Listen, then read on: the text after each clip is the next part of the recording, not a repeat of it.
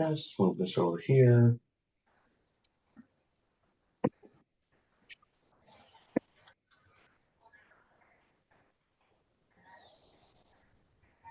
See if we have everybody here.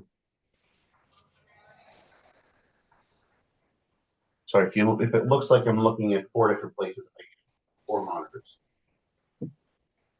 Because sometimes I wish I had 5.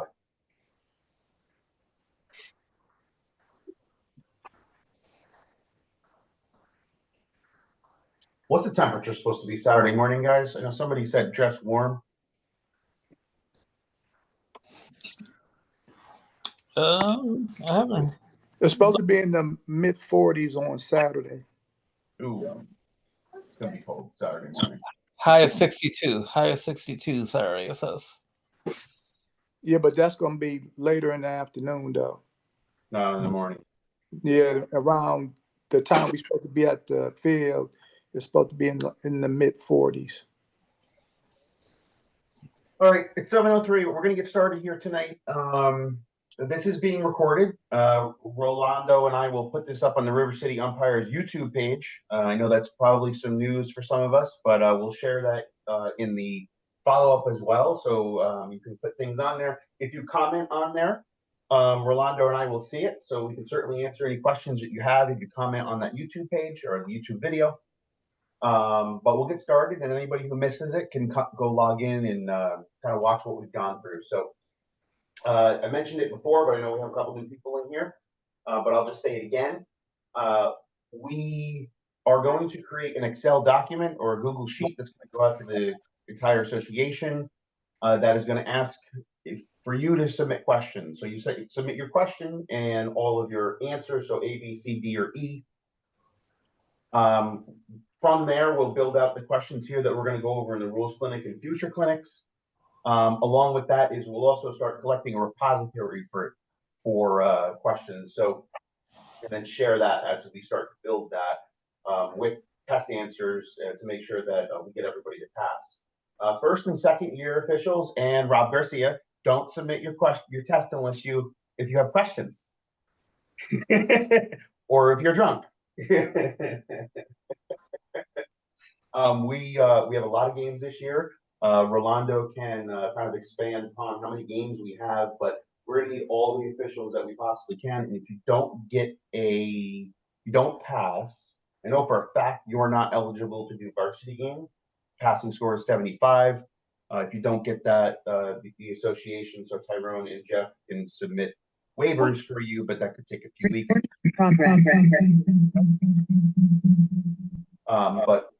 But we'll see from there.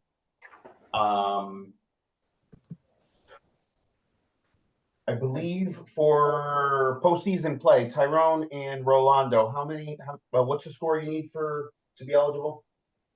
You got to have 80 and above. 80 and above. Yeah. Got it. So please ask questions. We're here to help you. Again, we don't want you to be ineligible. Don't just go submitting your tests, especially if you're a first or second year guy, without asking any questions. So as you see on our screen here, we do have 6 scheduled. The last one's kind of to be determined. It is Valentine's Day.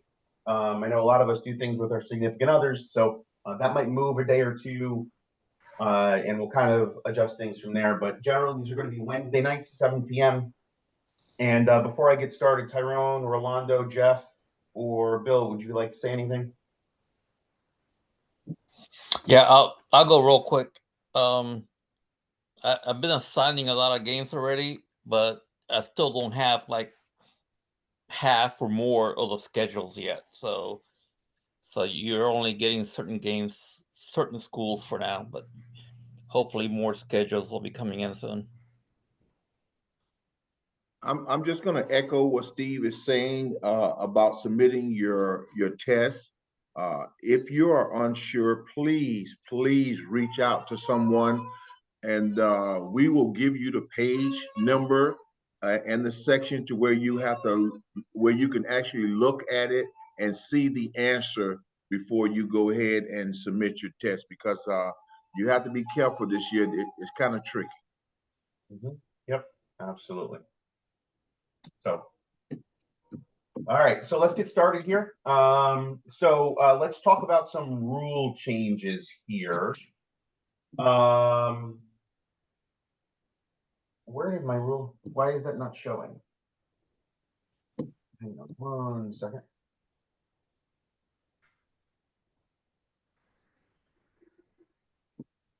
Let me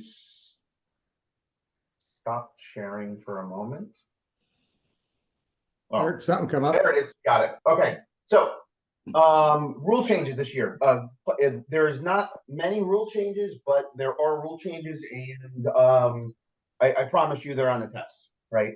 So, the first rule change that's listed, again, these are directly from the book, right? If you haven't registered for FASHA yet, please register for FASHA so you can get your rule book. Player communication equipment. So 161 wristbands with plays, pitches, etc., must be worn on the wrist. So they did give some a clarification on that. Last year there was some confusion whether they could wear it on the belt or not. The book is very clear this year. It must be on the wrist. If it's not on the wrist, it comes off. So nothing on the belt. Pitchers have to have it on their non-pitching arm. They're allowed to wear it, but it cannot be white, gray, or distracting. Not sure what would be distracting, but white can't be white or gray as normal. Okay. The penalty here is, this is a test question, is a team warning to the head coach, and the next offender is ejected with the head coach. That is the rule book definition. Just tell them to take it off. Tyrone, Rolando, Bill, or Jeff, at any point in time, if you don't necessarily agree with that, let me know. I'm not ejecting somebody for the second guy to go out there with it wrong. I'm just going to tell him to take it off. If he argues with me, we have a different story. But Steve, you're correct in that, because and Jeff would clarify in the meetings, but I don't think we just, because this is a new rule change, I don't think we want to start ejecting players because they might have forgot to put it on the wrist because they were a belt. But Jeff would definitely give us a definite answer.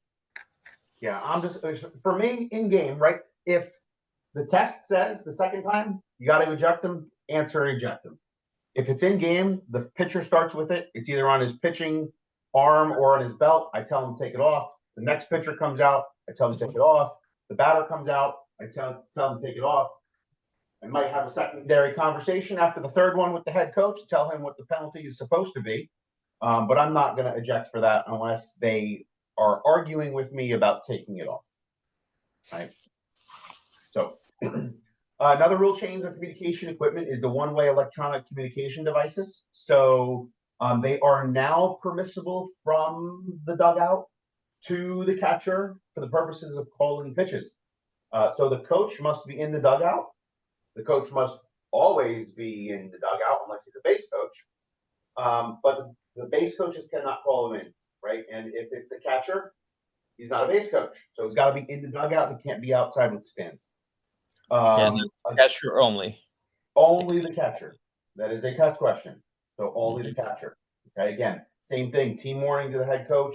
Next offender is ejected along with the head coach. This one, I don't know how we catch it personally, but I also don't know if I've actually seen this type of communication yet down here. So Nope. I saw it in the fall once. Okay. The only way to detect it is if you hear the catcher talking back to him over the communication system. Yeah, if the catcher's talking back, right? Yeah, That's not one-way communication, right. right? If the catcher is talking back, you have to have him remove the device Yep. and remind the coach of the penalty. You should not have a problem. Steve, it's probably gonna be the earpiece, and they're just gonna have the walkie. That's gonna be their communication device is gonna be that little radio. Yep, either the earpiece or they'll have. I know MLB actually, it's in their hat, right? So you don't actually see the communication piece, and it just beeps or whoever it talks to them. So, okay.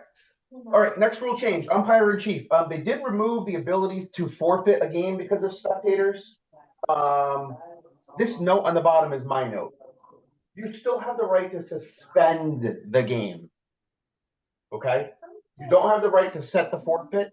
However, if your safety is in jeopardy, do not stay there. You can and should suspend the game and leave. It is Fasha's problem to deal with. Okay? Tyrone Rolando, any dissenting opinions on that? I don't think we ever really ran into a situation to where we had to do that with the spectator because with Jeff, Rolando, and myself, we're gonna try to make sure that we have an AD or someone always at these games so we don't have to run into this situation. So therefore, the individual could be escorted out of the area. Yeah. So But one thing that is not. I don't think we're gonna have this issue, but I'm glad you're putting it out there. Yeah, so one thing that's not ever pleasant to talk about, right, is we had a few if anybody doesn't know, I officiate football as well. We had a few situations last year where there was either fights in the stands or gunshots nearby. Now these were in downtown Duval County. I know we don't do Duval Public Schools in Duval County. However, right, just be aware, if your safety is in jeopardy, do not stay there. Suspend the game and move on. If your safety is in jeopardy, you do not have to tell anybody you're suspending the game, just leave. Okay? All right. Now, there are 3 pages of points of emphasis this year. Number 1, malicious contact. They want it called. National Federation of High School Sports wants it called. So that is any malicious contact by the offense or the defense. We will go into specific examples of that later. Profanity. This specifically calls out direct or indirect. Generally, what gets it to stop is you just turn around and say, hey, you got to watch your language, right? So this is no different than any other year. If it's directed at the other team, generally you have to step in, right? I've never put up with it being directed at the other team. Absolutely no F-bombs and no words along that nature, right? Hey, Go ahead. yeah, this is Michael speaking. Can you hear me okay? Yes. Just a quick question, because one time I threw out a kid. It wasn't with River City, but he was telling his players, "What the freak are you doing? What the freak?" Stuff like that. Do you consider that? I mean, we know how he was saying it, but is that considered a curse? Technically, yes. I'm probably not ejecting for that. I'm probably going to have a conversation with the coach. Tyrone, would you handle that any differently? Yeah, Okay. whoever's back there with that noise, can they please mute their system? Thank you. But Michael, to answer that question, right? Often you get players that get upset if they strike out, if a guy get thrown out, or a guy makes a bad play, and he's doing it towards their team or so. And it has to be in your judgment whether or not you think he's disrespectful, right? So therefore, first of all, we don't want it to happen. But if it does happen because he might have, got thrown out or he missed the ball, you want to walk up to that individual and say, hey, you do not want to be tossed for using that type of language. So we don't condone it. So we will appreciate it if you don't. However, once you have warned this individual, then you have every right to do what you have to do the next time around. You follow me? Got it. Yep. Thank you. Yeah, that's exactly it, right? We're not looking for it, but we don't want it to get out of control either, right?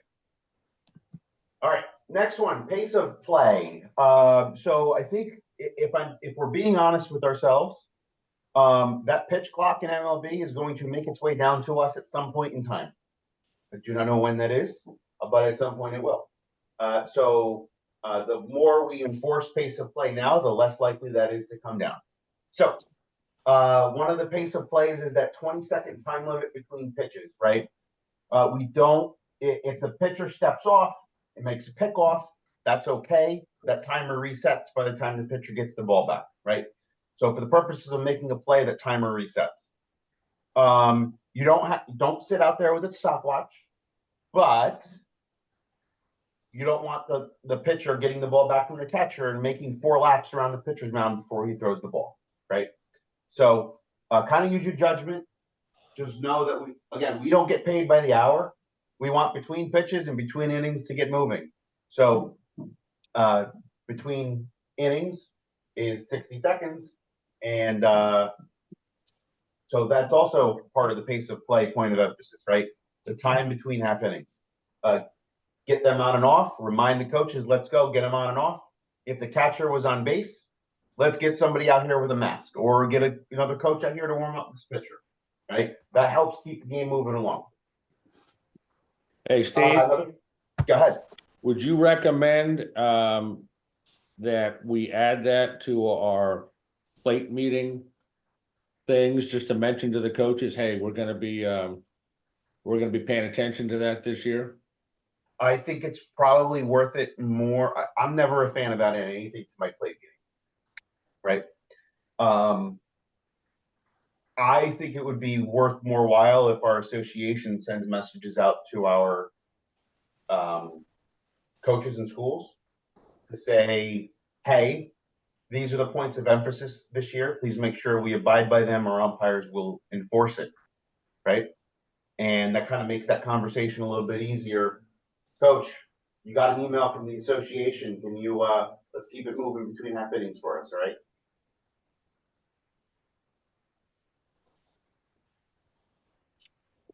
Next point of emphasis is the batter repeatedly stepping out of the box. So 731 actually outlines 8 specific examples that a batter can step out of the box. We don't want them stepping out 6, 7, 8, 9 times, right? Don't let them wander back to the dugout between every pitch. Make them stay. The rule is 1 foot in the box, but if he's 1 foot outside of the box, I'm not arguing because he's not slowing the game down. It'll slow the game down more for me to tell him to get in the damn box than it is for me to just leave him there for a moment and just step right back in. So again, don't let him wander, but keep him close to the box. And umpires time management, speed of the game. So part of time management in the book does mention getting there on time, getting them ready to go. So again, umpire time management, speed of the game, keep things moving. Okay. And the other one is excessive player conferences. I think this is more of a problem for softball than it is for baseball. But you know, if the shortstop is calling timeout every 3rd batter to go talk to the pitcher or go talk to all the infielders, don't let him do that, right? If you're noticing a pattern that he's purposely trying to slow the game down in any way, don't let him do it. But again, if he calls time once every inning or 2, let him talk, let him kind of work it out, but break it up after a reasonable amount of time. Okay. Tyrone, Rolando, Jeff, or Bill, did you read anything differently in these points of emphasis?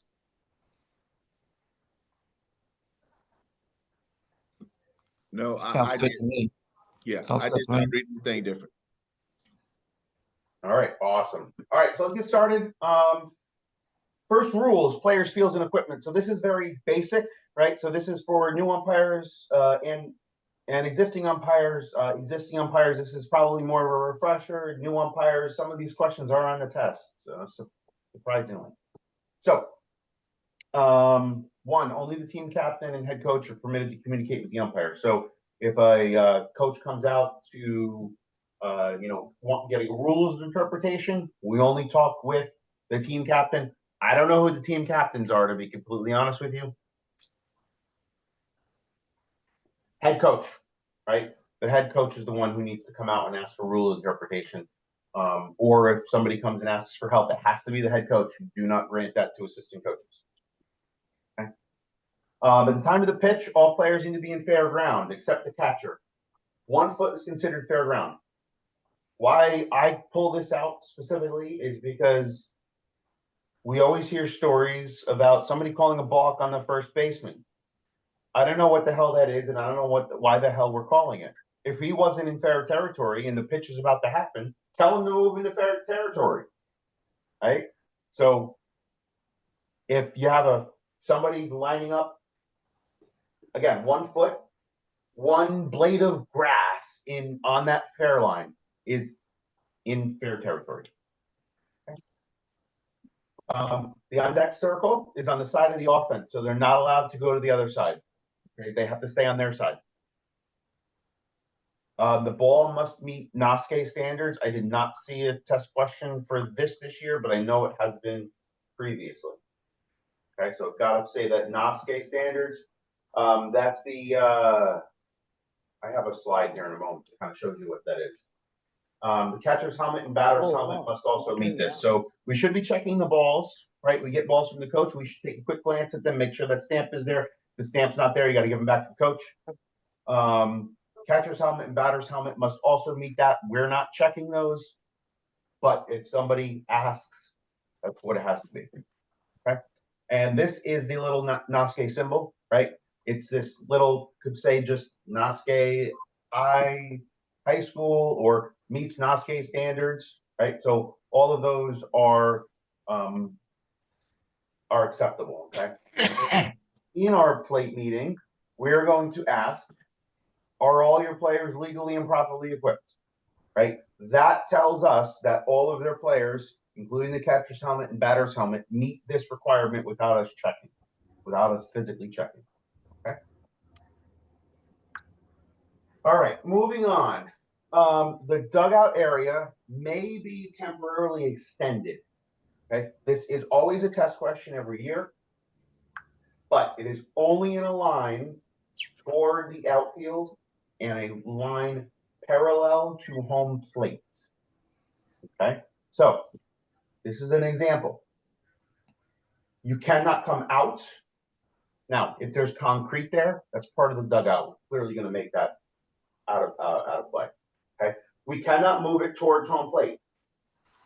Okay, it must be towards the outfield. Okay, are there any questions about this diagram? This is a test question, I promise. Yep. Mm-hmm. That's a great diagram too, Steve. That's good work right there. I didn't make it, so I stole it from the internet. Okay. Bats must be stamped or stickered with a BB Core logo. That's this logo here. Okay. All bats. There is an exception. They're allowed to use wood. Okay. But the non-wood bats must have this BB Core logo. They also must have a knob. So if there's no knob, no good. A handle, somewhere where they grab. It's got to be tapered up, right? So it can't just all be like a pipe, the same size. Must have an end cap. So the end cap on the metal bats has to be there. If it's not there, the bat's not legal. And a safety grip. So it's usually a batting grip, but they need some sort of batting grip. They can't just go out there with nothing on there. Okay. Non-wood bats must be less than 2 5/8 diameter, not more than drop 3. So that drop 3, if it's 33 inches long, can't be any heavier than any less than 30 ounces. So it has to be a difference of 3 or less between them. Okay. Between the length and the weight. As for the size, generally we don't run into an issue with the size. As you've been around long enough, you will know very quickly if the bat is too wide. Okay. You'll just look at it and say, yeah, that's not the right size. Okay. But I've never come across it in a mix. All right, the penalty for this: if a batter walks into a box with an illegal bat, all right, and I'm using the word illegal bat for a reason. Okay. The batter is out. If it's found prior to the next pitch, the batter is out and the runners return to the base occupied at the time of the hit. The defense can choose to take the result of the play instead. So if he hits a fly ball to center field, and he's out, and the other coach is probably going to turn around and say, we'll just take the out in center field, right? Or if he grounds into a double play, he's probably going to keep the double play, but he wants to make sure that bat is out. Okay. If a bat becomes damaged, it is not illegal.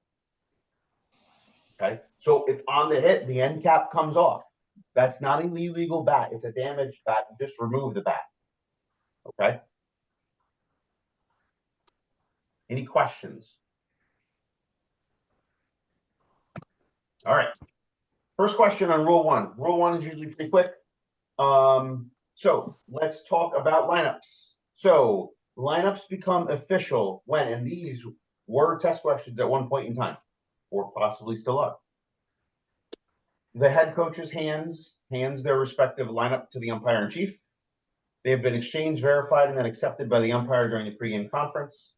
The plate umpire says play ball, or the two head coaches hand their lineup cards to each other.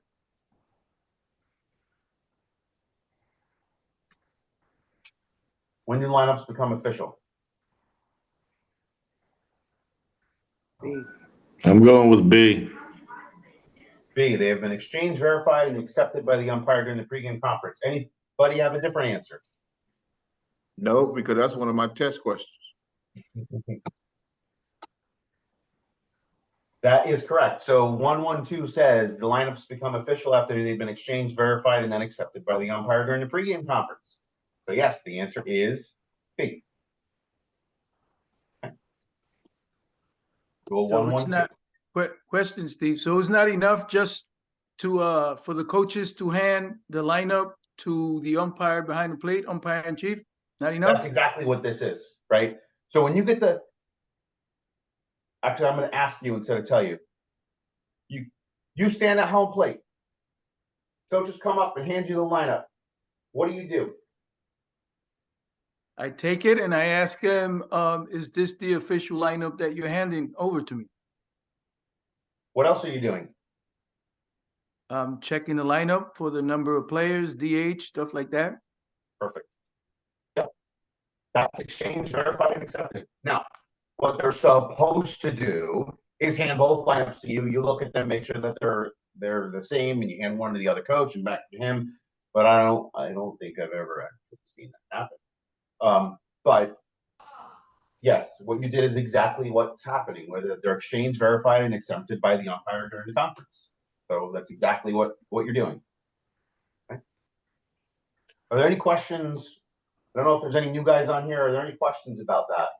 Tyrone will kind of go through that more in our trainings on Saturdays, but are there any questions about lineups and kind of that process?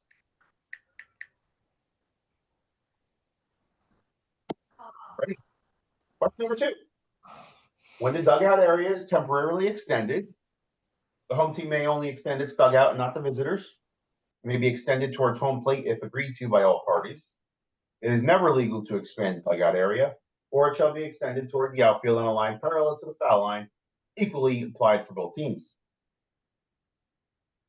Thank you, Steve. That's 2 questions for me. The answer is D, but that's 2 I got right, baby. Aren't you glad you showed up, Ty? Right. So yeah. So 1, 2, 4. We just talked about it, right? If it shall be extended toward the outfield on a line parallel to the foul line. Right. So that is exactly it. It is D. Okay. Rules question number 3. Loose equipment. This is always a fun one, and there is a video on this shortly. So actually, on that note, I want to. We're gonna let Bill answer this question, okay? Bill's gonna answer this one. I like it. Okay, so if loose equipment interferes with the play, the umpire may, based on his judgment and the circumstances of the play, call an out or outs, award bases, return runners, or all of the above. All of the above. Go, Bill, you go. Now, what is loose equipment? What's the definition of loose equipment?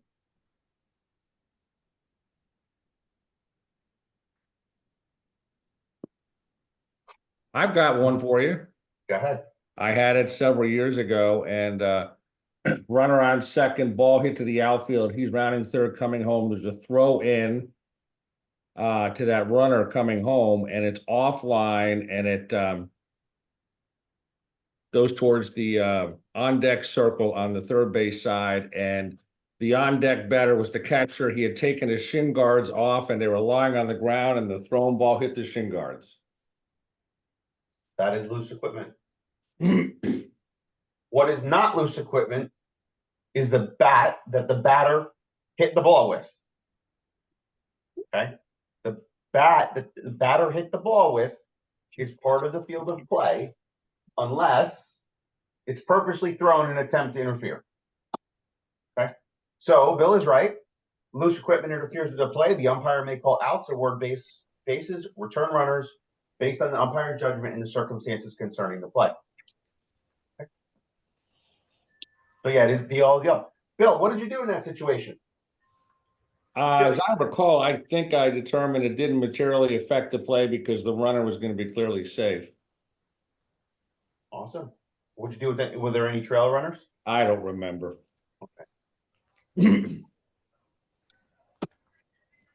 Okay. So we're getting to rule 2 now, right? So playing terms and definitions. An intentional base on balls may be given by the catcher or defensive head coach at any count. Okay. The pitcher does not need to throw the ball. The ball is dead immediately when they tell you. So time, ball for it. Make him go to first. Okay. It's not a live ball. Lodged ball. This was a clarification last year. So we're making sure that we talk about it a little bit this year, right? So 244, just reminding everybody, a baseball that remains on the playing field, but has become wedged, stuck, lost, unreachable, is defined as a lodged ball. If the ball impacts any object in the course of the play, stops abruptly, does not fall or roll immediately, it is considered lodged and dead. Okay. The penalty is 1 base if pitched, 2 bases if it's a hit ball. Okay. So you see a lot in the MLB. I'll get to an example here in a moment. But here are some examples of lodged ball. Now, clearly, this is a tennis ball, but this ball is lodged. It is in the fence. Can a player get it out easily? Yes, but it's still a lodged ball. Same here. This is a lodged ball. Okay. Now, an example from the MLB is this. Now, we don't have padding, so we tend to not have this issue, but we do have fences that curl up, right? So if the fence curls up and it gets stuck between the fence and the ground, it's a lodged ball. If it goes through that hole, it's not lodged, it's out of play. Okay. This is the lodged ball as well. Okay. So it's not immediately falling. And then this is also an example where it's sitting on the fence with the piece of wood underneath the ball, and it's not going to go, it's not rolling on its own, it's stuck. Okay. It's lodged. It's not naturally, would not naturally stay there. Okay. Again, just another example and another example. Are there any questions about lodged balls? I have one video example here as well. If a player goes after the ball and takes it out, then it's a live ball, then, correct? No, a lodged ball is a lodged ball. The moment it's lodged, it is dead. Now, if the ball is 200 feet away from you and you have no idea if it's lodged or not, and he goes after it, well, I don't have any, there's nothing I can do because I couldn't see that it was lodged, right? So if the ball is, let's just say you're at a field and it's hit to the outfield and they throw their hands up, right? Sometimes it's hard to see the ball from 250 feet away. Let the play keep going. They'll get a score. Go out there and inspect. If you see it's lodged, put the runners back, right? There's 2 bases. If it's not lodged, well, shame on you. Okay. And it's 1 base for a pitch. So if you had a wild pitch and let's say the backstop was metal fence and the ball got stuck, you got a runner or two on base, they were not stealing, you still award them one base. That's correct. Now you'll have some places have padding. Bowls has padding back there, right? So can the ball get stuck? Yeah. Have I seen it? No, but it could, right? It's a large ball. Steve, here's a There's- question for you. Sure. I'm sorry, are you finished? Yep. Okay. The ball has been pitched. It comes off the batter's back and it goes into the catcher's clothing. It is large at that time, correct? Yeah, she's Foul ball. gets along with everybody. Oh God, who is that? Would they unmute? I could, Can you please mute? Can you please got it. mute? I got it. It hits the batter's bat, Right. and then goes. What does it hit first? After it hits It the goes. bat? It doesn't hit his glove nor hand, but it gets lodged inside of his chest protector and his clothing. But it hit the bat first, right? Yes. You got a foul ball. You got a foul ball? You got a foul Yeah. ball. Okay. Hold on. What if he has 2 strikes already? Is that out? Nope, it's foul ball. Can't be Still a foul tip. ball. Okay. Why? Let's talk about that actually. Let's Why go with can't that. it be a foul tip?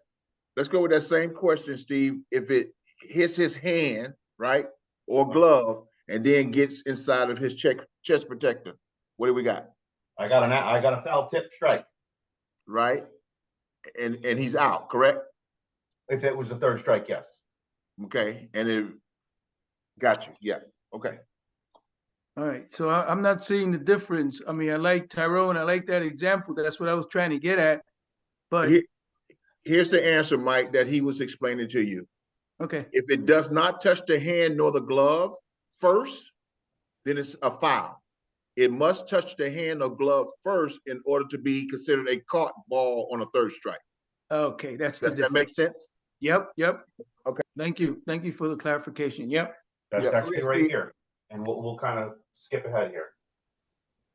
The foul tip that is batted ball that goes directly to the catcher's hand or glove and is legally caught by the catcher. Hand or glove. Got it. Right? He does not have to. So if it hits his glove, then hits his mask, and then he catches it, it's a legal catch. Right? Somebody could make the argument that if it hits his hand, then goes behind his chest protector, that might not be a legal catch. Okay. But by rule, it is. Because he touched his hand first, right? Well, if it hits his hand, And it never hit the ground. if it hits his hand and then Yep. goes behind the chest protector, Uh-huh. right? Now it's in equipment. Right? Can you have a caught ball if it's in equipment? By rule, you can't. The only equipment you can catch besides your hand is the glove, right? Yep. Mm, It's got to be in your hands, right? Well, does it? No, it doesn't have to be in your hands, right? You can No. pin it against your body. Rolando, what you think? But if he stands up and the ball drops out from behind his protector, then it's a foul ball. And he never had control. Right. And is it if it goes in his chest protector and it's in loose equipment, because that's what it's a. We'll get to the terminology here in a moment. Is it? Did he have control of the ball before the ball became a dead ball state? He did What not. happened first? Did he catch the ball first, or did it become dead because of equipment? well, Became technically, dead he because caught of- it.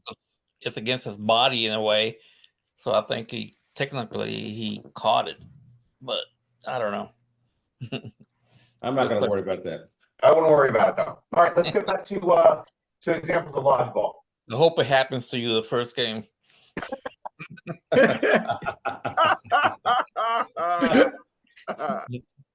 So, close call sports. Is run by two hold on. people. Hey, this Jeff. Let me jump in here.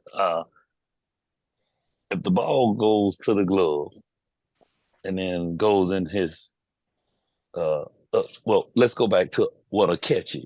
A catch, you gotta have possession, right?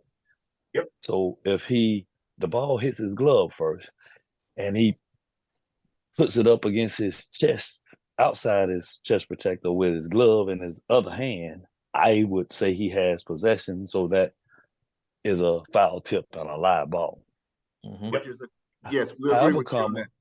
However, if it goes to his glove and some kind of way bounds around and goes behind his chest protector, Mm-hmm. he don't have possession of the ball I in agree. the definition of possession. So that would be a foul ball or a large ball or what have you called in his equipment. I just think that's by the rules and what I can see and understand and umpire judgment, that's a dead ball. It's absolutely a foul dead ball because if you have that and he catches it and you got runners on base, now that's a live lodge ball. So now you got to award bases. You got to award bases. I So concur I don't know 100%. why that's not even in discussion. If it's behind his chest protector, a foul tip third strike is not an option. And also, Right. you may want to, since you're talking about lodge ball, you may want to talk about the umpire having a lodge ball too. Yeah, we'll get to that in a second, right? Correct. I know it's Okay. coming up. Okay, I'm listening. The very first thing you talked about, we're going to revisit that because I want to have a discussion with the powers that be, before we decide that we're not going to eject based on the rules. So we're going to talk about that. So I just want everybody on the call to understand we're going to discuss that rule further with the what's the thing, the placard that the players can have for the pitch. We're going to discuss that further. So do not stand on we're not ejecting because I would like to discuss that. Well, we're going to discuss that further before we make a final decision. Jeff, I want you to know that I did tell them that. I did say that you will make a decision on whether or not we're going to eject or not. I did say that. Okay. Yeah. We'll talk about it. I'm not firm on any stance right now, but I want to have a conversation. Yes, sir. With more than one person before we make a decision on how we're going to move as an association. Absolutely.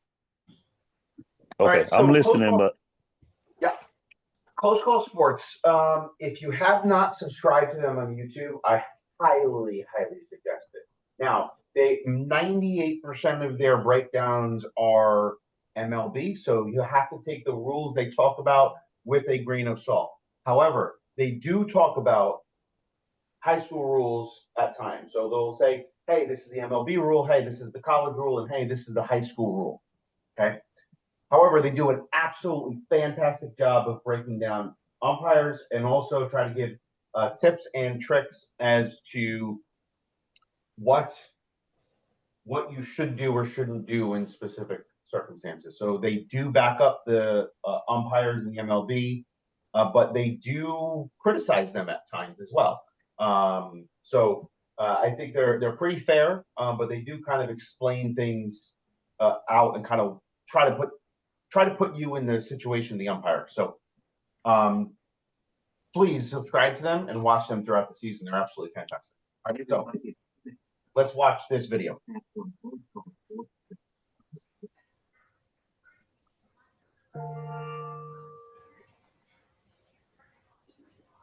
Give me 1 second. I'm actually going to try to make it so you guys can hear it. You guys can't hear that, right? No. No. I'm just taking a quick look to see if I can. Audio.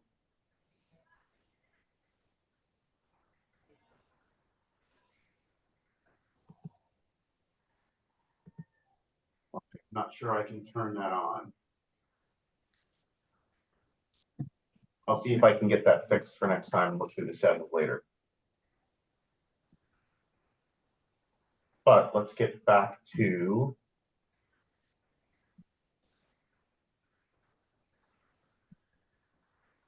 okay. Let's get back to this.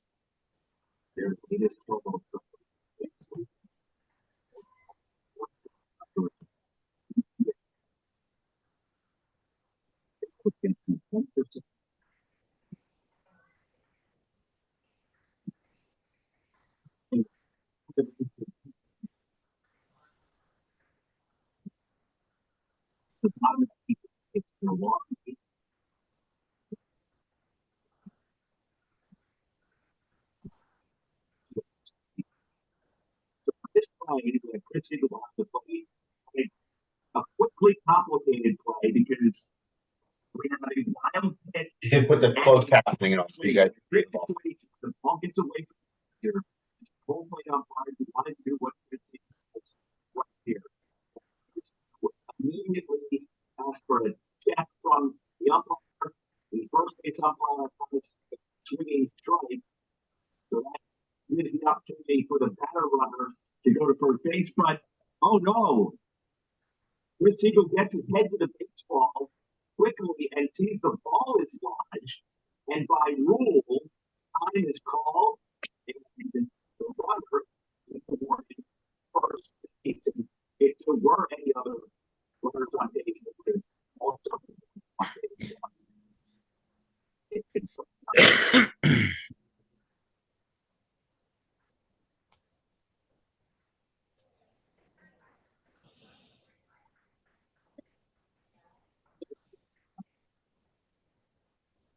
Take a look at what happens here. The ball hits lodged by rule underneath the heading.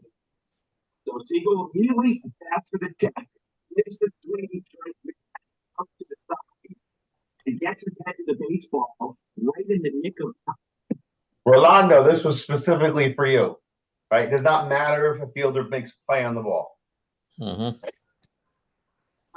So there is another angle of this here. Anyway, but a couple of you asked us, is this the kind of thing that can be let go by the umpire? The answer to that question is no. The umpire sees a large ball, you can call a large ball because I like that right there, that quote right there. The umpire sees a large ball, the umpire calls a large ball.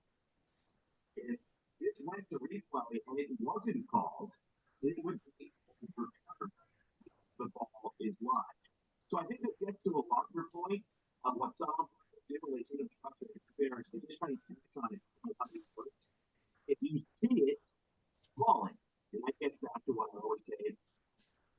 When we first did them, always do what's right, not what's easy. You think we got something wrong? Okay. Are there any questions about lodged ball? Again, these guys do a great job breaking it down. Yeah, they talked about lodged ball, but they also broke down Chris Siegel's mechanic on check swing on the strike because there was a lot happening on that play, right? So any questions?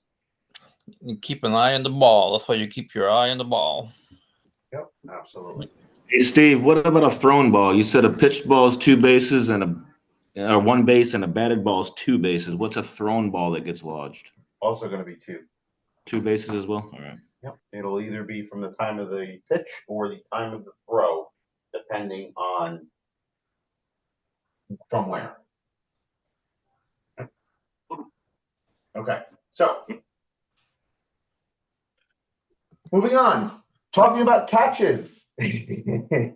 So a catch is the act of a fielder in getting secure possession of the ball with his hand or glove of a fly ball in flight. So that answers the question that we had before. If it goes behind his chest protector, he's not getting possession of the ball with his hand or glove. Right? But that's not a fly ball. That is a ball in flight. That is not, this does not say a fly ball. This says a ball in flight. But you're right. It says fly ball. Of a fly, it does say fly ball in flight. Yes, you're right. Sorry. A catch can only be on a batted ball, right? Catch can only be on a batted ball. Okay. You can secure the ball on a thrown ball, but it's not a catch because it's not net. Okay.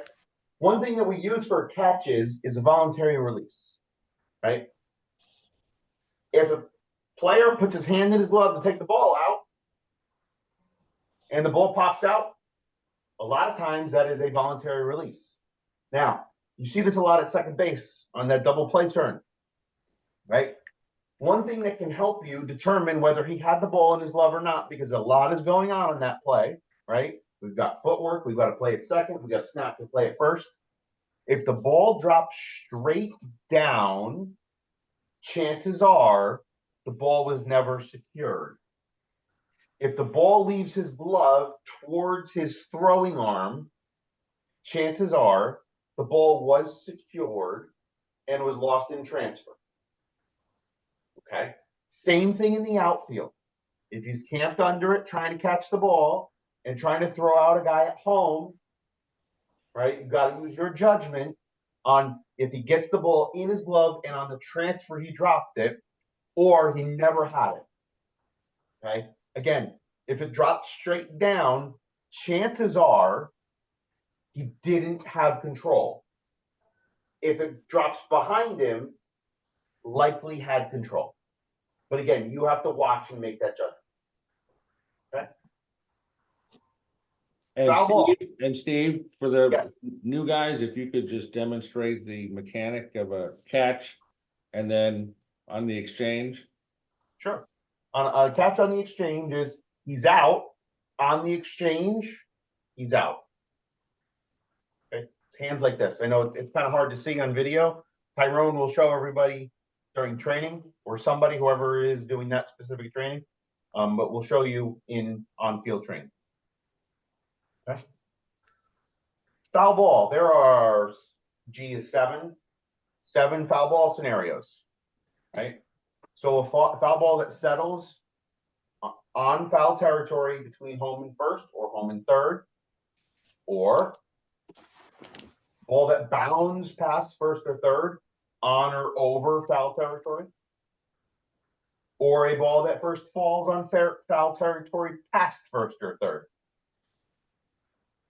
Ball that strikes a player, umpire, or foreign object while the ball is over foul territory. A ball that touches the ground after inadvertently being called foul by an umpire. I have a story from a friend of mine. Batter hits the ball, must have blinked. Had no idea where the ball was. Jumped out behind home plate and called it foul. Don't call it foul unless you know where the ball is. So that's a lesson learned here, right? The left fielder caught the ball. But he jumped out and called it foul. So the ball was foul. The batter hit. Okay? So don't call it foul unless you know it's foul. A ball that hits the batter in the batter's box, right? Foul, hits his foot, ball is foul. And a ball that hits the ground or home plate and then hits the batter or bat that is held by the batter, well, the batter is in the batter's box. Okay? So you will probably see this once a year, maybe. Once every couple of years, definitely. Batter swings, ball down, pops down, pops up, hits his bat. You might also see it on a bunt. Puts his bat out for a bunt, bounces down, bounces straight back up, and the bat is still in his hands. It's foul ball. Okay?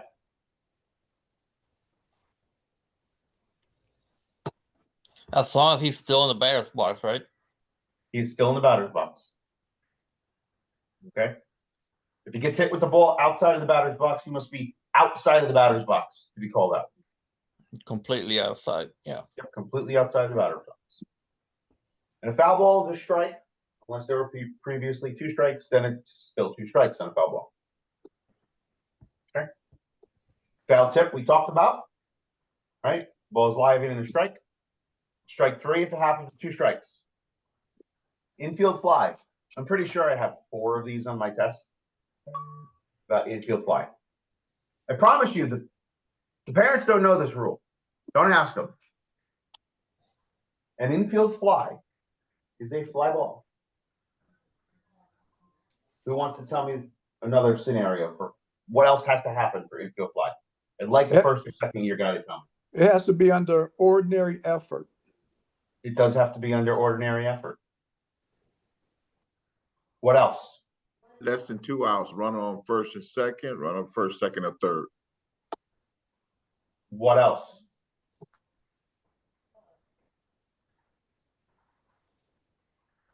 It can't be caught by an infielder.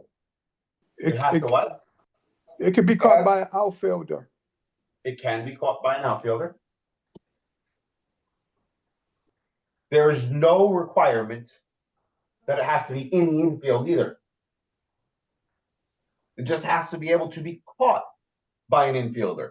Now we're going to look at a very famous play from the Red Sox Cardinals World Series that everybody probably remembers from, oh God, that's like 11 years ago now. Anyway, and runners advance at their own risk. The batter is automatically out. So the mechanic for that is infield fly, batter's out. If it's close to the foul line, right, if fair. So infield fly, batter's out, if fair. If the ball drops, my tip to you, batter's out, batter's still out, right? It kind of helps calm any chaos if the ball does drop. Now, middle school, they're still going to run around and, coach, I tried to tell them, but whatever, your fault, right? Runners advance at their own risk, okay? They're not forced. The batter's automatically out. There is no more force play, right? If the ball is caught, they must tag up legally, right? So let's look at some examples. This is a video. This, I don't remember when this was from, but this is from when Barry Bonds was in his prime, right? And this is quite hilarious because clearly this is an infield fly. Straight up, home run in a silo. And the ball drops. Tag home. Umpire does nothing. Barry Bonds is out. Run scores. Does he touch home?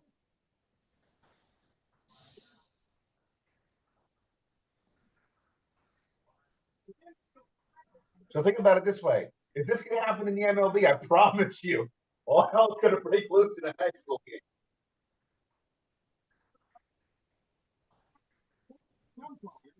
So what Tipper Carver is saying here, which is hilarious, is that Frank Robinson walks out and yells at his team, doesn't say a word to the umpire, just yells at his team to know the rules, which is hilarious.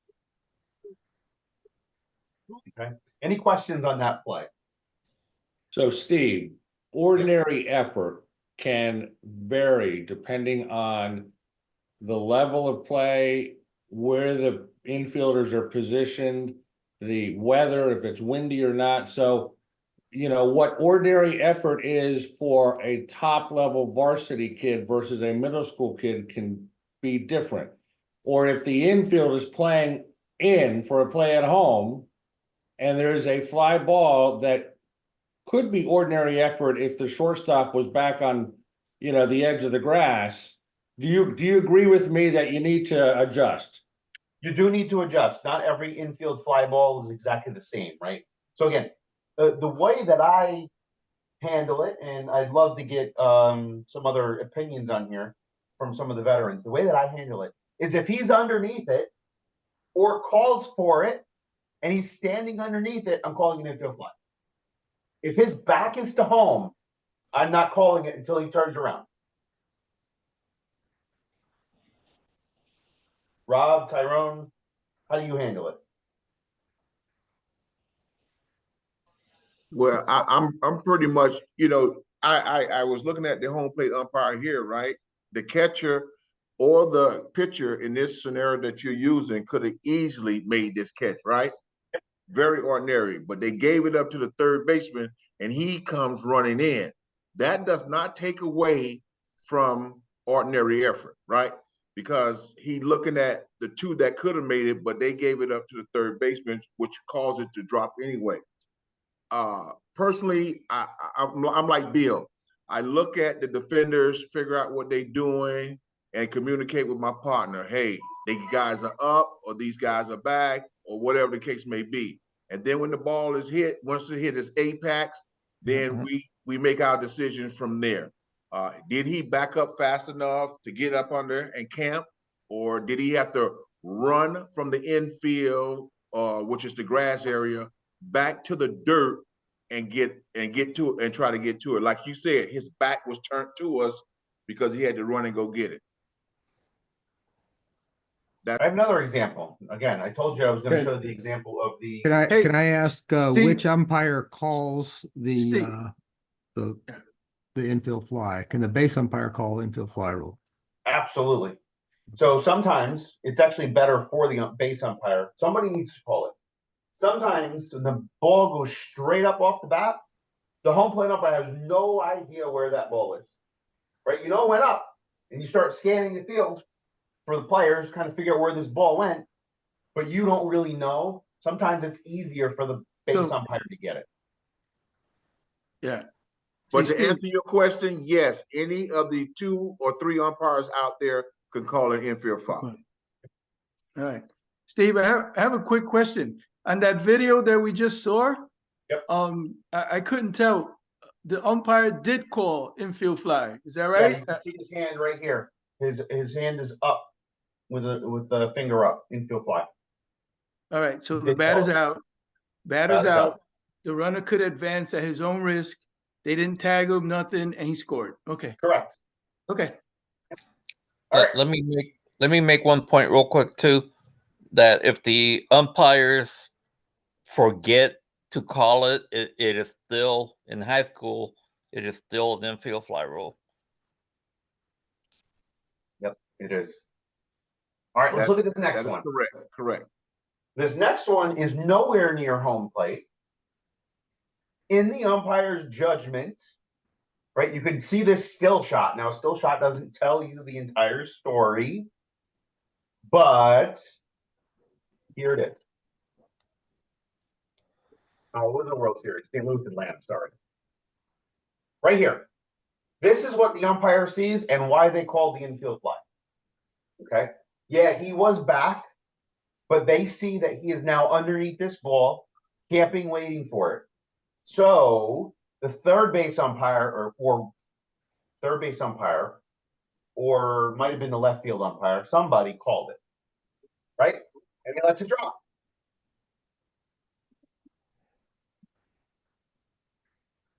Okay. They're gonna show it again.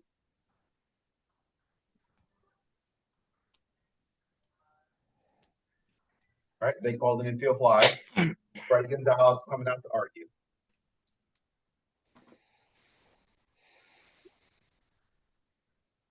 I wouldn't call that.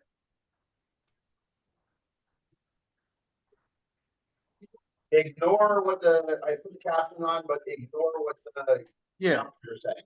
So everybody's in agreement that they would have called as an umpire, you would have called that infield fly? Yes, I would have. Wow. Okay. Don't do that at the high school level, Mike. Right. No, I no. would do that. I would do that with Major League Baseball, but a junior varsity team, no. Yeah, you have to think about, right? So there are times where infield. So this is why. Watch. This is slow motion. Can't. Boom. Should have caught the ball. Right? Absolutely should have caught that ball. Again, we got to use our judgment. Right? This is high school. Most of these kids are not getting drafted in June. Right? Let's use our judgment. This is never an infield fly and modified. I'm never calling this a modified. But at the same time, if he's sitting under that ball for 5 seconds and he's that far out, I'm calling it. Right? So, Wow. Okay. right? But yeah, by letter of the rule, this is an infield fly. Now, this is very, very close to the gray area, right? So you can make an argument that it's not. Okay. But it would be a correct call if you called it an infield fly. Okay? Yeah. All right. Personally, I don't know, maybe I'm wrong. Personally, that one in that situation, I know it's major league, but if I had like let's say I had a JV game like that, because I don't do too many varsity games, but if I had a JV game like that, I wouldn't call that infield I don't fly. think he's making it there, to be honest with you, in a JV game. But yeah. Wait, I'm sorry, what? I don't think he's making it there in the JV game. He would make it to that spot. What Mr. Joe's saying is the shortstop probably wouldn't make it that deep in order to camp underneath it at a JV level. Okay. All right. So let's continue to talk about playing terms and definitions. Interference. There are 5 types of interference. There's offensive interference. There's Hold on, Steve. umpire. This is Jeff again. Can I just back up to the infield fly real quick? Sure. Just I mean, we can watch videos, but gentlemen, sometimes it's kind of hard to judge it in your mind. But on the field, just there's three things about the rule: know the rule, know when to apply the rule, and know how to apply the rule. I don't want to get into I will call this or I won't call this on a Zoom call. So what I would like is when you're on the field, by rule, first and second, or first, second, and third, if the infielder can make a play on that ball with ordinary effort, then by rule, it's an infield fly. We need to call it an infield fly. I don't want to get into the schematics of I'm not gonna call this if this guy do this or that guy do that, and it's just follow the rule, and you'll be okay and you'll be supported because by rule that's what it is. You know what I'm saying? So I had a scenario years ago in a freaking Bronco game. I think that's like 12U of today. It was a pony league. Ball went straight up in the air. Shortstop was already playing deep. He backed up 3 or 4 or 5 steps. He camped out under the ball, but he's on the grass. Left fielder was playing shallow, barreled in, sprinting, called him off. But by the time he called him off, I got the shortstop underneath the ball. By rule, it's an infield fly. I called him out. Some other shit happened on the play, but just don't get into what we're not gonna call on this call. On the field, if it fits the specifications by rule of an infield fly, we need to call it an infield fly. All right, that's all. Thank you, Jeff. Appreciate it. Yeah, I agree with that too. If I'm on the field, I see the ball hit up in the air, and I can tell it's going to be in the infield somewhere. I don't care. I just call it. I mean, I don't care where they're standing. It fits the rules, like Jeff said. Call it. You'll be supported, and you won't get an argument. Most likely not. Yep, absolutely. All right, interference, right? 5 types. There's offensive interference. There is umpire interference. There is spectator interference. There is follow-through interference. And there is backswing interference. There is a difference. We'll get to that in a moment. Offensive interference. What is offensive interference? Offensive interference can be physical or verbal. Thank you so much, Tyrone, for getting that verbal one for me last year. I appreciate it. Tyrone and I were in Trinity. I was behind the plate. Tyrone was on first base. We had a ball hit over to the first base side near the dugout. Somebody said, I got it. And then let it drop. I had a brain fart because I was concentrating. I was watching if it got a little tunnel vision, kind of like tuned everything out. Tyrone said, I got interference. It was a wonderful call. Thank you for the out. My pleasure. That's what I do. So, yes, physical or verbal, especially if they go, mine, I got it. Okay. If that fielder reacts, take your out. Stop that immediately. Okay. It must, right, interfere with, obstruct, impede, hinders, or confuse any fielder making a play. So, in our judgment, right, that clearly confused the fielder when you said, I got it from the dugout, right? Also, when a runner creates malicious contact with any fielder, with or without the ball, in or out of the baseline, it is offensive interference. Okay? If it is offensive interference, the ball is immediately dead. The player guilty of interference is out. Unless it's the dugout. If the dugout happens to interfere, The batter is out based on their interference in the scenario that Tyrone and I had. Okay. Malicious contact is considered interference. Are there any questions about offensive interference? It's any offensive player or personnel. Okay. Umpire interference. This one you might see once a year, and you kind of feel really shitty about it when it happens, right? So when an umpire inadvertently moves that hinders a catcher's attempt to throw. So that is, for example, we'll use an extreme example and one not so extreme example. Catcher puts his arm back to throw the ball right back to the pitcher, hits you, and the ball flies out over the pitcher's head into center field, and the runners start running around. It's umpire interference, call time, put the runners back where they were. The other one is the umpire on a steal, catcher pops up and bumps into the umpire.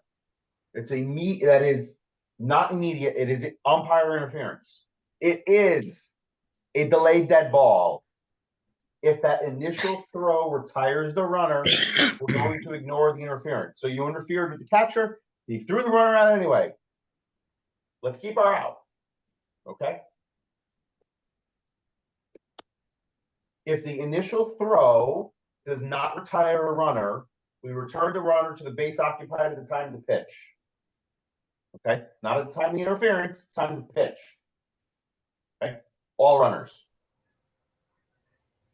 Also umpire interference when a fair batted ball touches an umpire, if it happens in front of a fielder or if a fielder touches or after a fielder touches the ball, the batter gets first base and all runners stay at the base in time to pitch. Okay, so if it happens in front of the fielder, not after a fielder touches a ball. Sorry, I'm going to make a note here to make that change. Okay, so if it happens in front of a fielder, batter runner will get first base and all runners stay at the time of the bases from the time of the pitch unless they're forced. So umpires in B position gets hit with a batted ball. You're going to move all. You're in B. You're probably in front of the fielders. Not always, but should be in front of the fielders. Over here. The batter runner will get first base. Over here. Okay.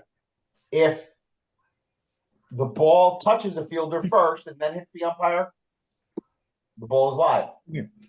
Come here. If the ball touches the umpire behind the fielders, so think A position, ball gets past the first baseman. Not sure why you'd be in fair territory when this ball hits you, but if you are and it hits you, the ball is live. You're part of the field.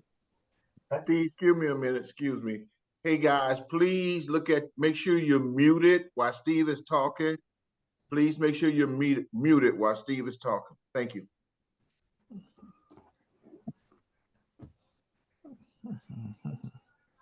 Slide 24. All right. Again, like I said, if it happens behind the fielder, other than the pitcher, the ball is live. The pitcher is not considered a fielder unless he physically touches the ball. It could also be umpire interference when a thrown ball touches an umpire. Okay. Generally, you're part of the field. If a thrown ball hits you, play on. Okay.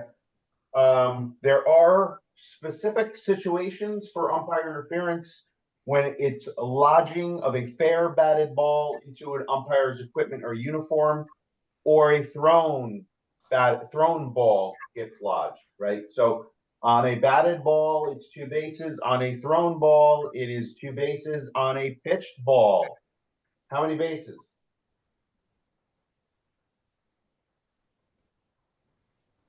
Somebody want to take a guess? You said 1 earlier. 1, right? 1 on a pitched ball. Okay. 1 base. Spectator interference. We generally don't have that in high school, but it's good to know because there are test questions on them. Okay. It's an act by a spectator that impedes the progress of the game. Okay, so if we want to use an extreme example for MLB, is somebody reaching over the fence and taking a ball that's hit down the line, right? Or reaching over the fence and catching a home run. Okay.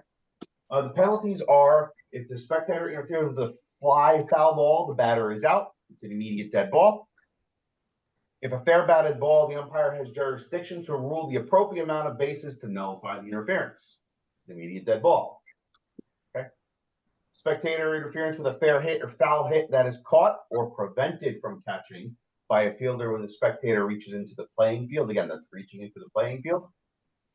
It is not spectator interference if the fielder reaches into dead ball territory. So again, that's the same as the MLB rule. If you reach over the fence, the spectators can catch the ball, right? So the next big one is follow through and backswing interference, right?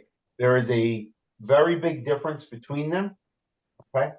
Follow through interference is when the bat hits the catcher after the batter has swung at the pitch and hinders the action at home plate or the catcher's attempt to play a runner.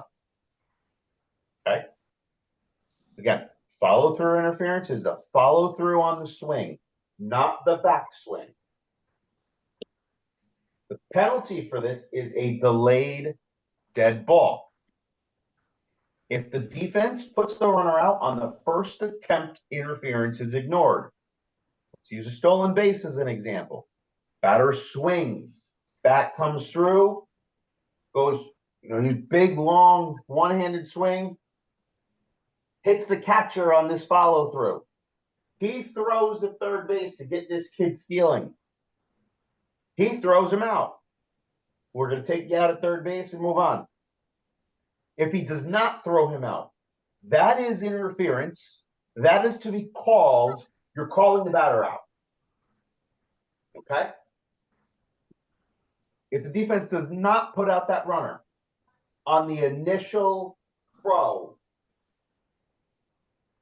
you'll call time. The runner will return to the base at the time of the pitch, and the batter is out. It does not matter if it is a steal or a pickoff attempt. Okay? If he attempts to pick him off at third and the batter interferes, you're also going to call the batter out and leave the runner at third. Okay? And what if it is the third strike? Are you going to get 2 outs? Depends. Was the third? Yes, sir. Yes, sir. Heck yeah, baby. Yes, sir. Gotta get 2. Yes, I am. I'm taking 2 outs. Okay. If it is a third strike, you're getting 2 outs. You're getting the out for the strike, and you're getting the out for the interference. We got 2 outs. I called that a couple times last year. Okay. Backswing interference is when a batter contacts the catcher or catcher's equipment prior to the pitch. So if he's warming up, brings the bat back and hits the catcher, that's backswing interference. The penalty, I don't know why they call it a penalty. There is no penalty. We're calling time and allowing everybody to reset. That's all we're doing. Time. Everybody good? All right, no problem. Let's reset. Let's play. Okay. Obstruction and fake tag. These were both, interference and obstruction were both points of emphasis last year. They're big points of emphasis on me. Okay. Obstruction is on the defense, is always on the defense. If you do softball, there's such thing as called your catcher's interference, I think is called catcher's obstruction. Okay. It is an act by a fielder that hinders a runner. It can be verbal or physical. Contact is not required. Most obstruction you will have without contact. Contact is not required. A fake tag is obstruction. A fake tag actually comes with an additional warning. That fake tag comes with a warning to the head coach, and the next player that does so is ejected. I'd say 99% of our high school coaches know this. The players don't, because they don't tell their players. But as soon as you tell, coach, that's a fake tag. No fake tags. Coach, this is your team's warning for a fake tag. He's probably going to yell at them right away. Okay. A fielder without possession of the ball denies access to a base that a runner is attempting to advance. Okay. Penalty. The runner is awarded a minimum of 1 base from their last occupied base. Why this is important is if they're obstructed if they're in a rundown and they're going back to first base and they get obstructed on their way back, you still award them second base. That is the same, and I believe, Joe, that I saw Joe in your report. I believe that is the same rule in softball as well. Okay. Minimum of 1 base from their last legally acquired base. Okay. The umpire has jurisdiction to award additional bases to nullify the obstruction. I'll use an extreme example. Runners rounding first base and a ball hit deep to the outfield. Okay. Slams into the first baseman and is flat on his face. But this is the deep outfield. We're at Trinity. It's 390 feet to center field. This center fielder, man, he tripped while he was out there. And so this kid's just laying on the ground at first base. You absolutely can award him third. Okay, you can award multiple bases. Okay, keep that in mind. So a maybe more realistic example is runner on second base, base hit the center field. He runs into the shortstop, falls down, gets up, makes third, and continues going home, and we got a close play at the plate. I got obstruction on the shortstop. I'm awarding him third and home. Okay. Now, you do not have to give him that second base. It is your jurisdiction. It is your opinion. Okay. If he tries to advance more than what you would have awarded him. So let's say he gets same scenario, base hit to center field, gets obstructed by the shortstop. I'm protecting him to third, but he gets thrown out by 60 feet on the way home. Man, sucks for you. You're still out. Okay? It's your judgment. Again, towards or back to the base, it's still a 1 base from the last occupied base. Obstruction can be from anybody on the defensive team. Steve, question. Yep. Offensive team, not defensive team. Obstruction can be caused by anybody on the defensive team. That says offense, I've got to change it. And I'm changing it right now.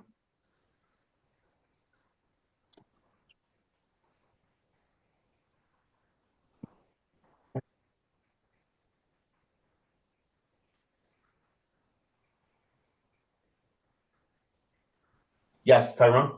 Okay, question. Kid on second base. Batter hits a shot to center field or left field. No, kid is on first base, hits a shot. Kid steps on second, think he can make it to third, realize he slipped and fell, comes back to second. The batter is running towards second, runs into the first baseman. What do we have? Say that one more time. The kid is on first and the batter hits one to left field. The kid at first thinks he can make it to third. He touched second, but he falls, get back up and goes to second because he don't think he can make it now. And the kid that hit it knew he had a double, so he runs into first baseman trying to get to second. What do we have? Obstruction cannot force a runner forward, right? So the runner that is obstructed cannot force a preceding runner forward. So yes, that batter runner is protected to second base. However, he is not entitled to second base because there is somebody there and he is not forced to third. So that batter runner is at risk to be put out. You cannot force a runner forward because of obstruction. I think that's a test question, Tyrone. I think so too. And that was a very good answer. That was a great answer, Steve. So you don't, you don't award him second base, the batter runner. No, you can't because it's occupied. Yeah, okay. I thought you could, but I could be wrong. You can't force that runner from second to third. Right? You sure? Yep. Unless he's forced. If he's forced to, we have a different story. But this is a double. He's not forced. Huh.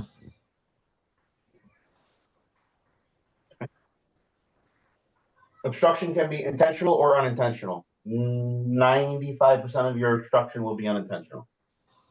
Okay. Continuing with obstruction.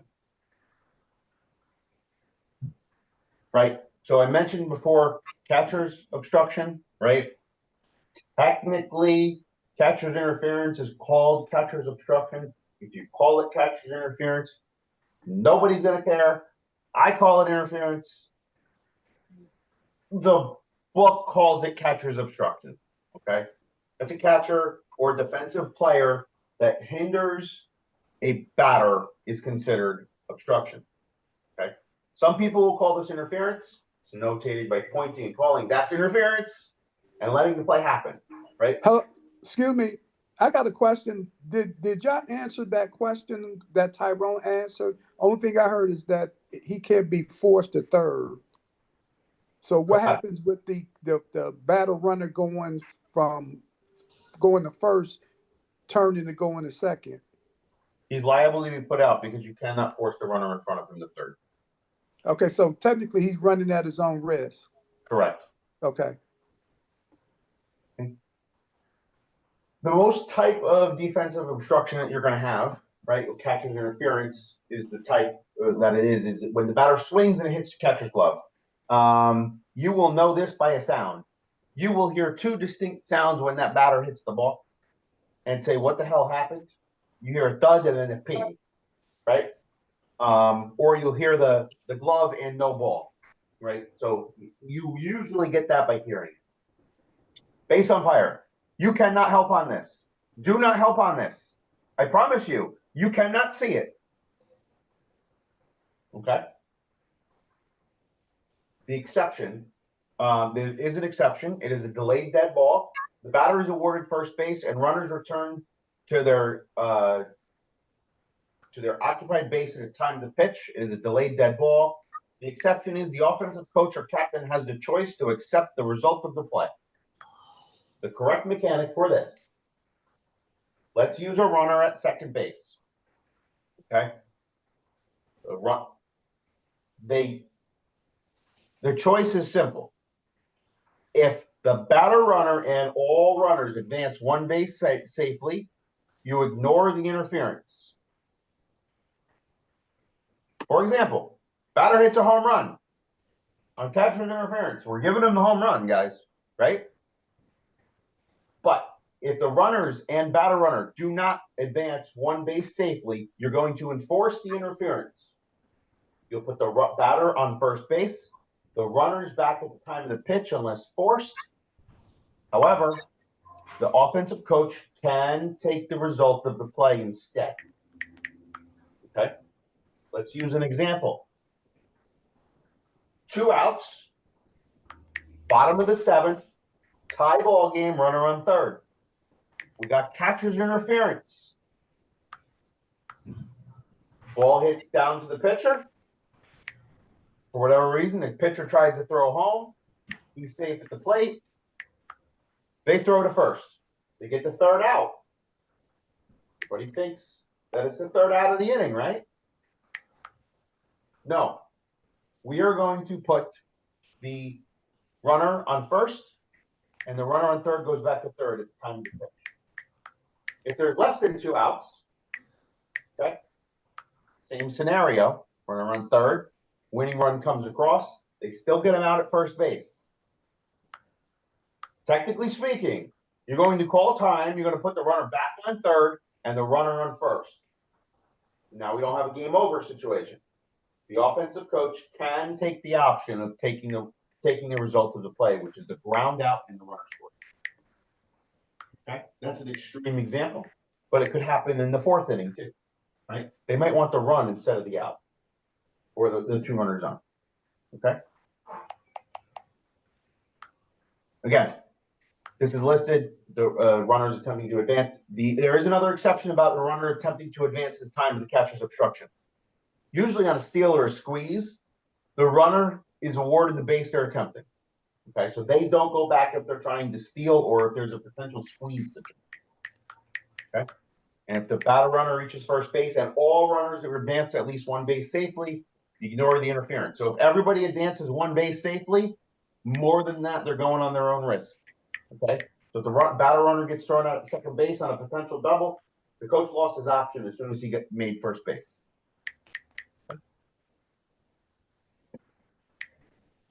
Let's talk a little bit about obstruction versus interference. Again, this is from our guys over at Close Call Sports.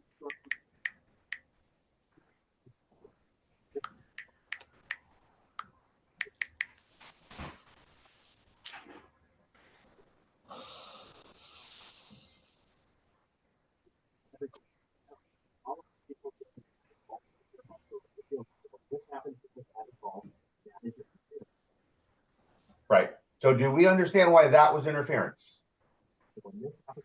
Right? The fielder has the right to that ball. Okay. Anthony Rizzo there can't just plow into him. You also do not need contact. If this second baseman stopped to let that runner go, that is interference. We're calling the out. Okay. This made it easy. There was contact. Hey, Steve, can I stop you there? Sure. So Jeff and I had this situation last year, pretty similar to what you just saw. He had a runner on first, and a shot is hit back up the middle to the pitcher. Line drive off of his glove. Second baseman is coming up to field the caromed ball. At the time the fielder fields it, the runner on first is coming to second, and it's like they have a collision. Okay.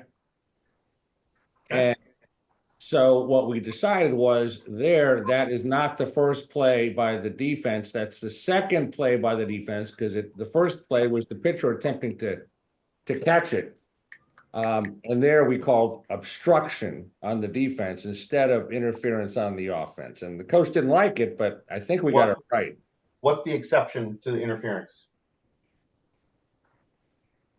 I'm sorry? What's the exception to interference? I don't know.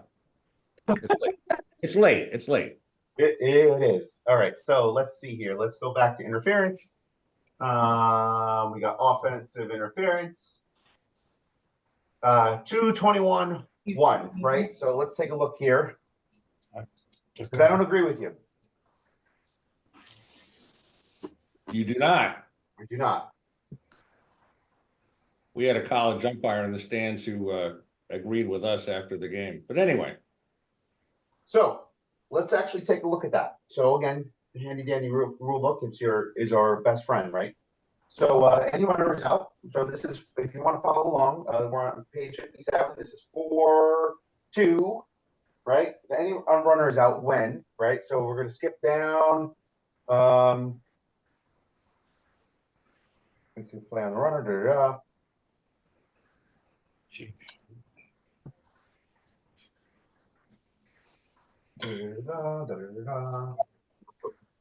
Perusing through here.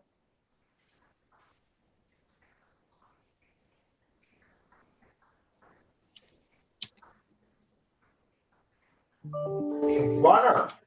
This is 8-4-2-K. A runner, any runner is out when the runner is contacted by a fair batted ball before it touches an infielder, or after it passes any infielder except the pitcher, and the umpire is convinced that another infielder has a play. Okay? So, did the second baseman have a play? Yeah. Interference. The exception is a pitcher, right? Because he was contacted by a fair batted ball before it touches an infielder, or after it passes any other infielder except the pitcher. Okay, so the pitcher is the exception. The umpire is convinced that another infielder had a play. But here the pitcher attempted to make a play on the ball. But it doesn't say that here. The book doesn't give that scenario. I have interference. Okay. Because it says the infielder does not, the pitcher does not count. Right? Now, The pitcher isn't an infielder, but once the pitcher becomes involved in the play, he becomes an infielder. So when he tried to field the ball and it missed it, went off his glove, then he's an infielder at that point in time.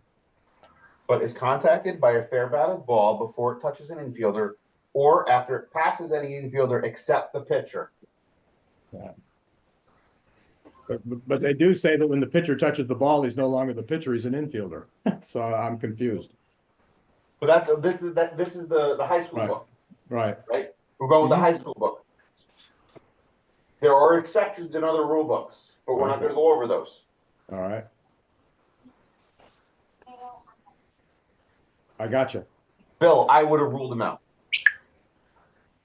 Okay, go ahead, move on. If you have a case book, I'm happy to. My case book is like 10 years old. I'm happy to address that and look at the case book and admit I'm wrong if I am. Okay. All right, so let's keep watching for interference obstruction.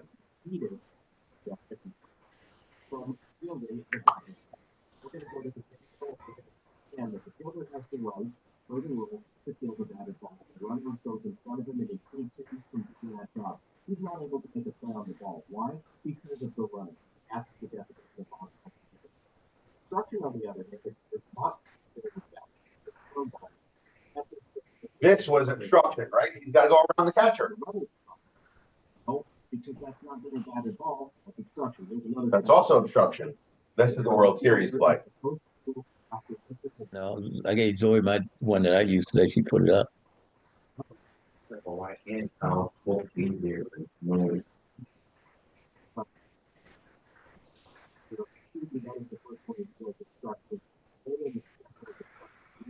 That's more complex that we're going to get into. We're just talking about simply put, on batted ball, the fielder is the runner obstructs that. So let's get to the title part. Interference results in time out. Ignore the A and B. We do not have obstruction A and B in high school, right? But these are still great examples of obstruction. Obstruction results in either. Find out the difference. Visit us on coldcallsports.com. Look at our video rule book. It tells you. This is a great YouTube page. You have a great website to help you. Absolutely, don't be afraid to check them out. Okay. All right. Continuing on with playing terms, right? So this is always a big one every year. This is legal sliding. Okay. So a legal slide is feet first or head first. Okay. Can't go in side first, right? A legal slide, feet first slide is at least one leg and one buttock on the ground. Okay. Must be within reach of the base. Okay. Now there's an exception. A runner may slide away from a fielder making a play for the purposes of avoiding contact or altering the play of a fielder. Okay. They may slide away to get away from the fielder. Okay. An illegal slide is a rolling cross body or pop-up slide into a fielder. If you have looked at your test, I promise you, one of these is on your test. Right?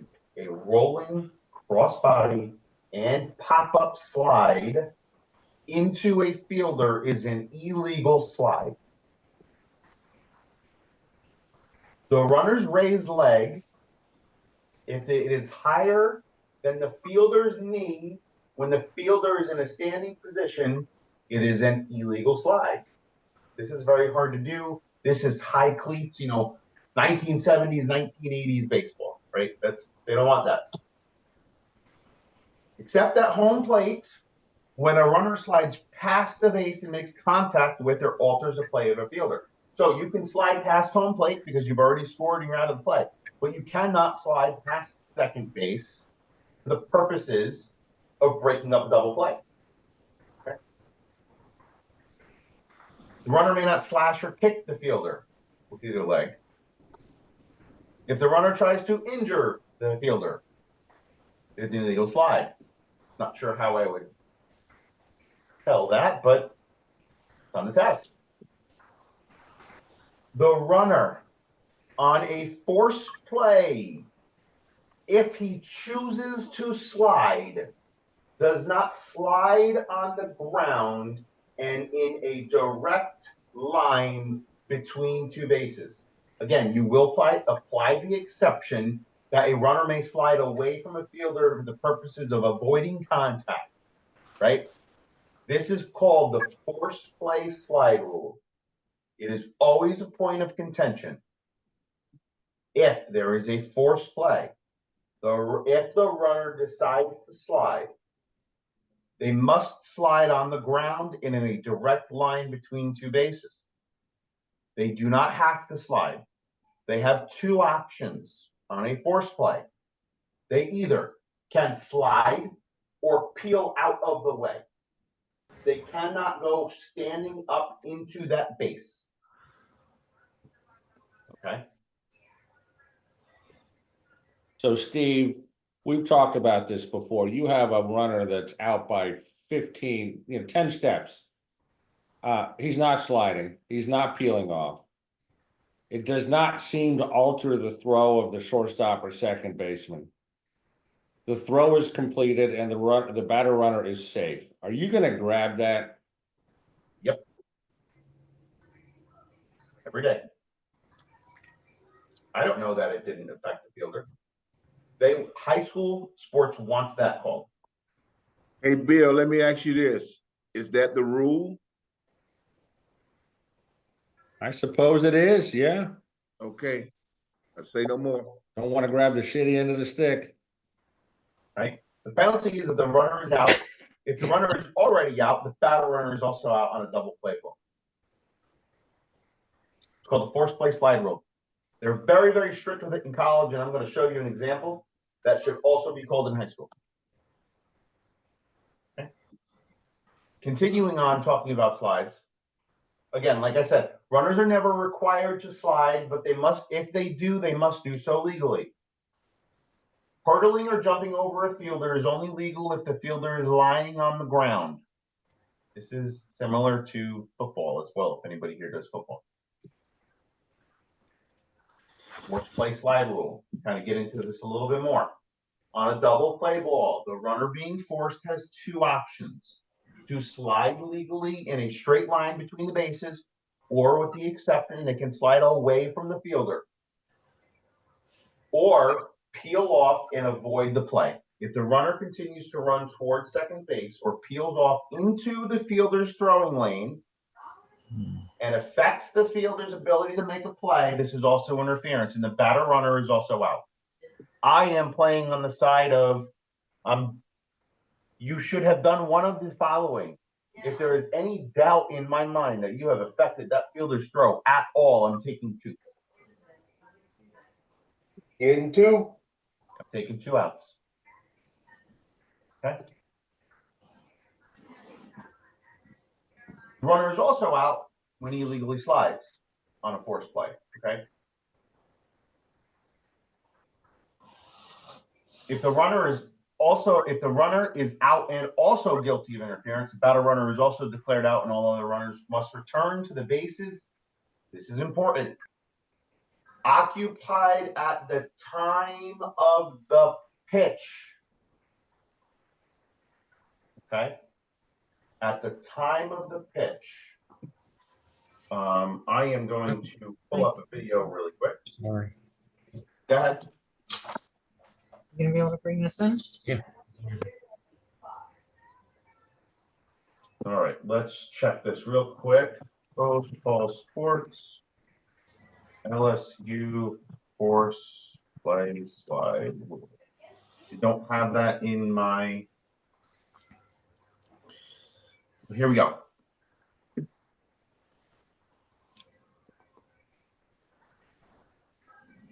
Okay, so let's watch this. Ground ball.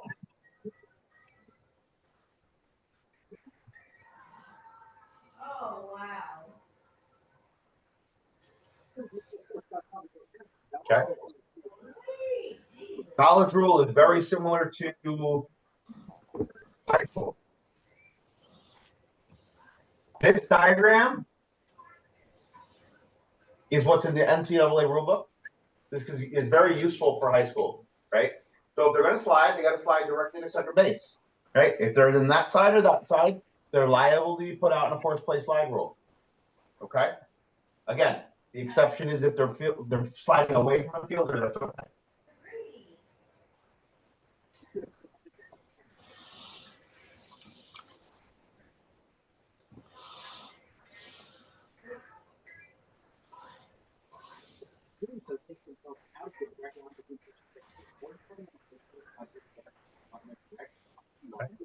So that is an example. All right,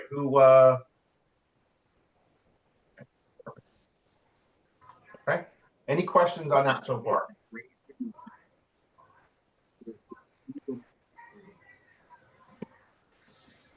All righty. Yes. All right. Next, we have a couple slides left. We'll get to some questions and then we'll call it a night. Okay. All right. Strike zone. Okay. Definition of a strike zone: the space over home plate, which is the top is halfway between the batter's shoulders and waistline. Okay. The belt is not the top of the zone. The top of the zone is halfway between the shoulders and waistline. The bottom is the batter's knees and a natural batting stance. So you can't have somebody come in there, get all the way squatted to the ground, right? No, it's got to be a natural batting stance. Okay. Get to our questions and then call it a night. Rules question number 1. The pitcher singles to right field at the beginning of the 3rd inning.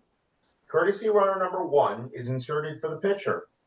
In the 4th inning, the catcher hits a double and the head coach wants to insert CR1 for the catcher. Now, we have not gone over this rule yet, but that's okay. So what is the correct answer? 1, restricts the coach to the bench dugout for attempting to insert an illegal substitute. Does not allow courtesy runner 1 to run for the catcher. When courtesy runner 1 was assigned to the pitcher in the 3rd inning, he was locked into courtesy runner for the pitcher only. Removes the catcher from the game and CR1 becomes the new catcher. Allows courtesy runner number 1 in for the catcher. Who wants to take a guess? Me. Go ahead. B. B. So who's me? And you're going to take a guess. B.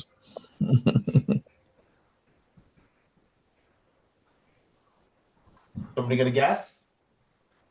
B. Oh, B. I thought you said me. Sorry. B does not allow CR1 to run for the catcher. Anybody disagree with that?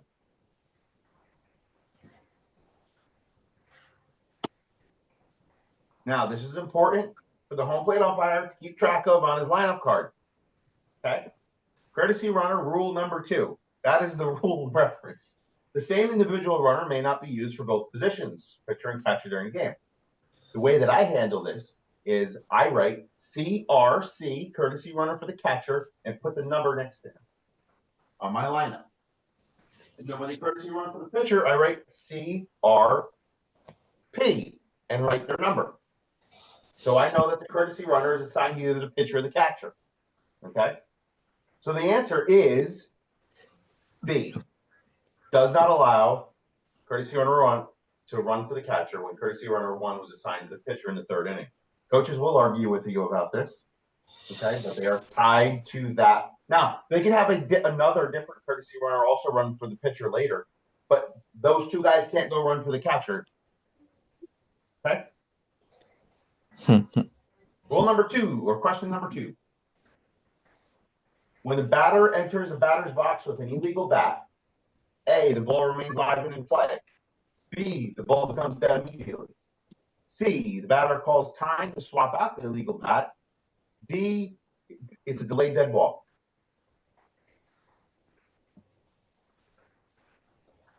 Answer is B. The answer is B. 511C says that the ball becomes dead immediately when the batter enters the box with an illegal bat. That is correct.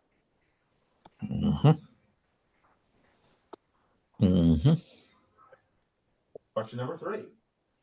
With R1 on first and B3 at bat, R1 attempts to steal second. As F2 attempts to throw R1 out, he is inadvertently contacted by the plate umpire, causing him to drop the ball. If R1 reaches second safely, umpire interference is called, and R1 must return to first. If R1 is thrown out at second, umpire interference is ignored, and R1's out stands. R1 is awarded second base. Both A and B. Both A and B.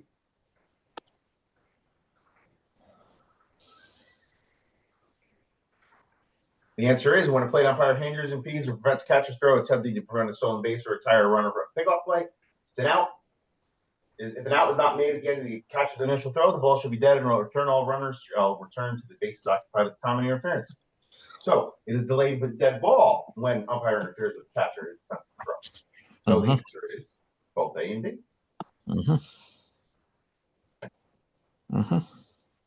4. Offensive interference is an act by the team at bat that can be physical or verbal, and interferes with, obstructs, impedes, hinders, or confuses any fielder attempting to make a play. Yes. Creates malicious contact with any fielder, regardless of whether the fielder had the ball or was in or out of the baseline. Yes. When a coach physically assists a runner during playing action. Yes. D, A and B. D. Both A and B. Offensive interference.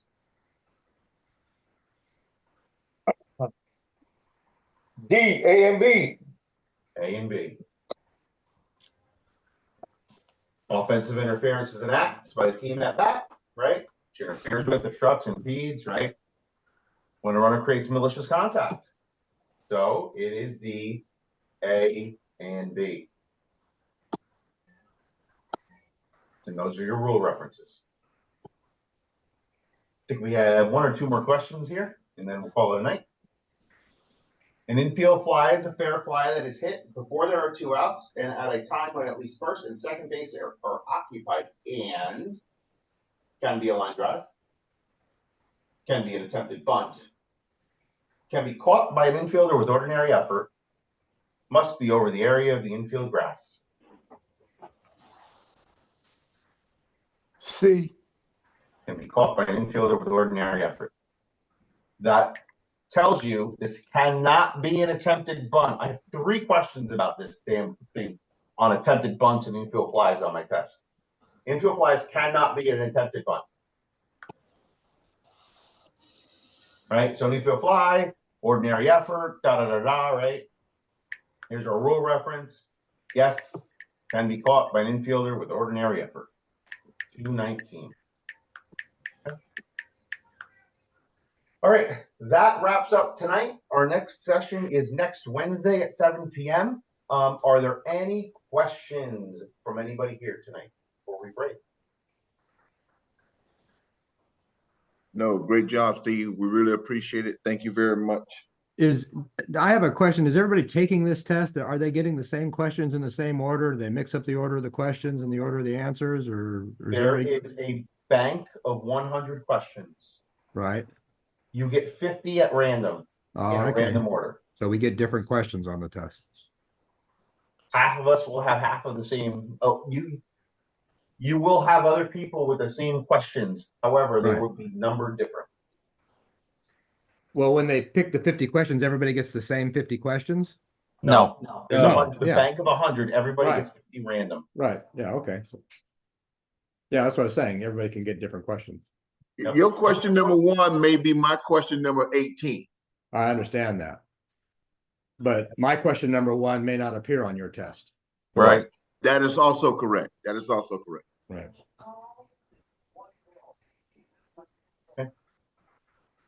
Do I'm not done. submit your test if you have questions.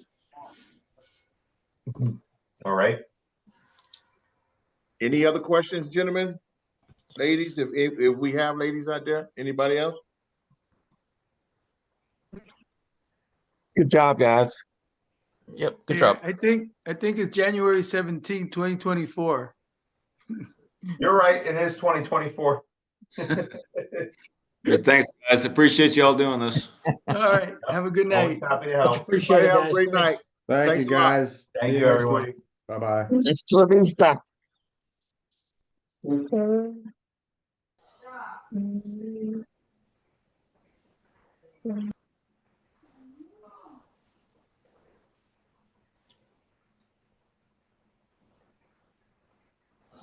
I disagree with you in that one question. What question? The one where there's a runner on second base and the runner on first base gets obstructed going back to first. Okay. I think they both get. I'm pretty sure, 100% sure, they both get at base.